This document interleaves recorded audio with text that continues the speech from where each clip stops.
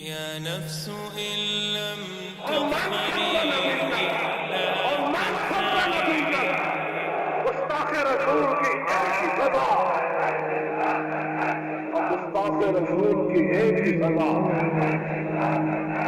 بسم الله الرحمن الرحيم ولا تقتلوا النفس التي حرم الله إلا بالحق ومن قتل مظلوما فقد جعلنا لوليه سلطانا فلا يسرف في القتل إنه كان منصورا.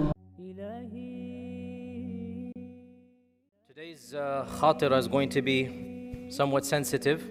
A number of you have come to me and asked me about what has happened in Pakistan of the killing of a person. For those of you who are not aware, there was a manager, a non-Muslim manager, who apparently tore down a poster, and on that poster was salat upon the Prophet ﷺ. And because of this, the people revolted against him, erupted in anger, a mob formed, and they killed him and burnt him. And they said this is justified because it is blasphemy. It is dishonoring the Prophet ﷺ. I have gotten a lot of emails, and some of you asked me, is there something called blasphemy laws in Islam?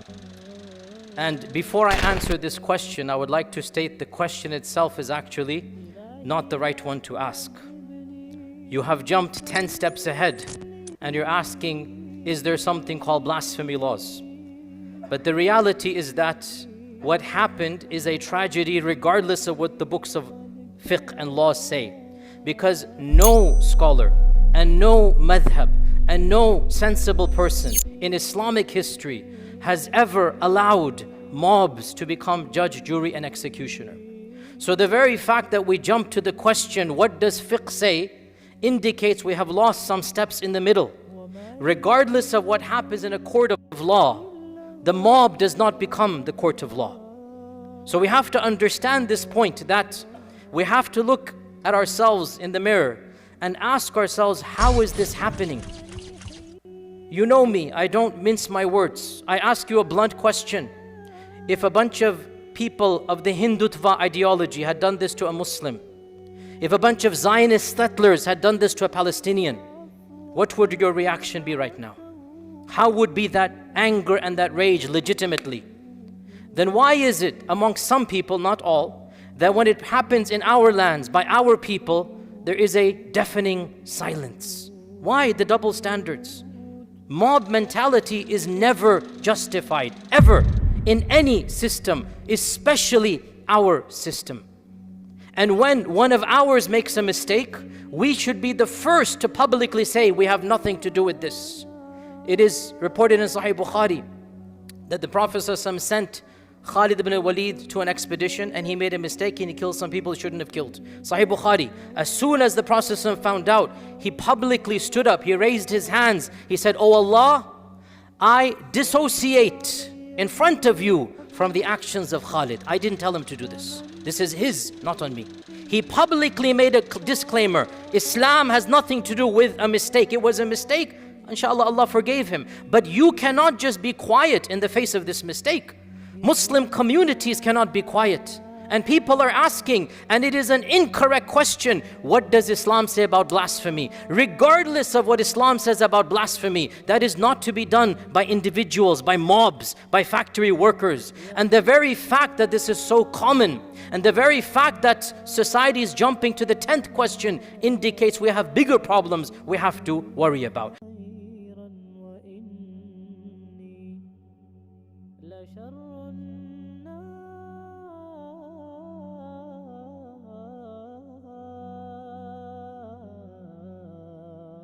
But to quickly answer the question before moving on to the crux of the matter, what does Islam say about blasphemy?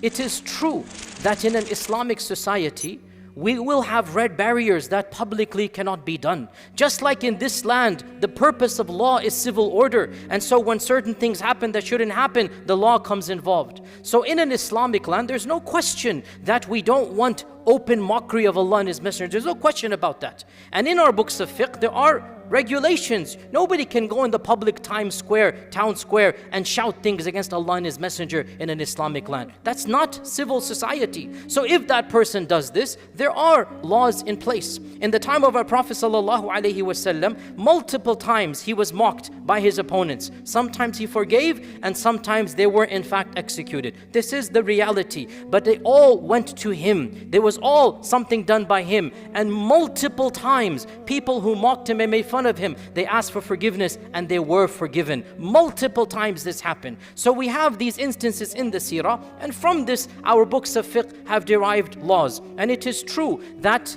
without a doubt that public disorder and public mockery of Allah and His Messenger will not be allowed in an Islamic land. But what is public mockery and what is blasphemy? Our books of fiqh are very clear. Anything that is done that is blasphemous, it must be explicit, unambiguous and clear, and it must be intentional. Two conditions at a bare minimum. There cannot be ambiguity.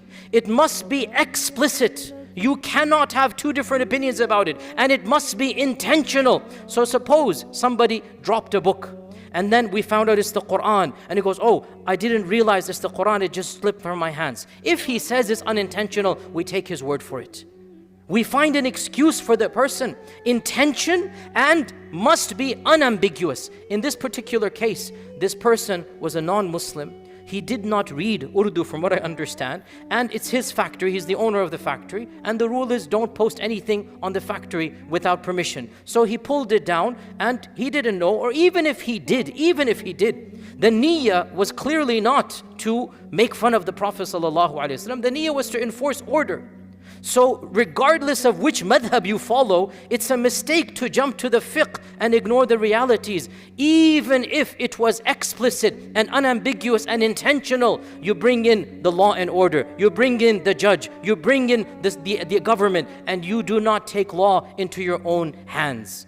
Wallahi, we have a problem, brothers and sisters, when 400 people can gang up on one person and shout takbir and murder him viciously and take selfies and burn that corpse, and they think they're doing something pleasing to Allah subhanahu wa ta'ala. We have a disease that needs to be spoken out against, and that is the disease of fundamentalism, disease of over-exaggeration, disease of ignorance. If any other society did this against one of our own, what would we do?